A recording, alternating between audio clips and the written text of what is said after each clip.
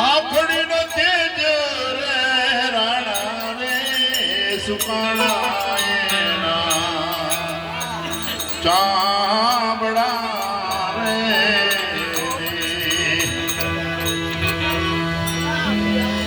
આખડી નો તેજ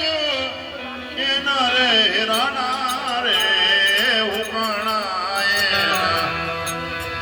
હરે ચાબડા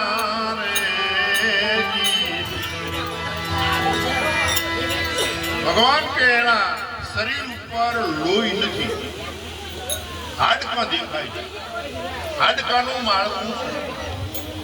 આંખનું તેજ ઓછું છે, આમ સાજની કરીને જોવે ત્યારે એને દેખાય છે ચામડું બધું જેમ ખબાટ ઉપર કાગળ ચોંટાડ્યો હોય ને એવું બની ગયેલું છે. ભગવાને કહ્યું કે હજી મને ઓળખાણ પડતી નથી પહેરે ગઈ, હજુ તો કોઈ આગળ કદાચ મને કે વર્ણન કરે તો ખબર પડે. ગામની એને ગામ બોલ્યો તો કે નહીં, એ તો કહે કે ભગવાન એ તો એમ કહેતો હતો કે હું પોરબંદર કેવું કાંક નામ લેતો હતો, હું બ્રાહ્મણ છું, હું કૃષ્ણ બે જણા ભેગા હતા, સાધી મુનિ ઋષિના આશ્રમમાં ભણતા હતા, આ બધું વર્ણન કરતો. કૃષ્ણ કે હા પોરબંદર નો ખરો, બે જણા ભાઈબંધ ખરા, સાદીપની ઋષિના આશ્રમમાં ભેગા ભણતા હતા, એક પથારીએ ઊંઘતા હતા, આ બધું તારું હવે લિંક મળતી જાય છે, ખાલી નામ બોલે. અને એ પેરે ગીરે કીધું કે એનું નામ કઈક સુદામો કેવું કાંક નામ ક્યાં તો સુદામા શિખર કઈ બીજું હશે કઈ ખબર નહીં,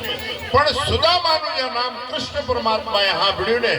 ત્યાં તો હિંડોળા ખાટને છોડી 56 પગથિયાની ઉપર દોટ મૂકી, ચાખડીઓ નાખી એક બાજુ, પોતાનો પિતાંબર પડી ગયું નીચે અને દડબર કરતી દોટ મૂકી પરમાત્માએ.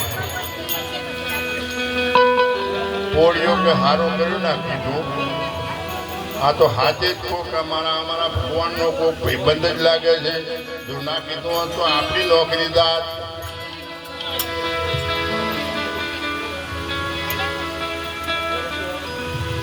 કે સાધે ન સાંભળીને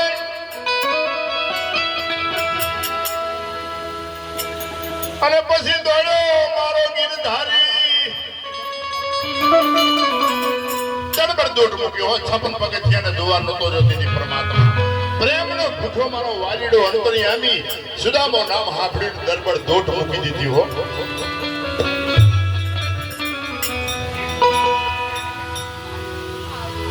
નામ એનું સાંભળીને દોડ્યો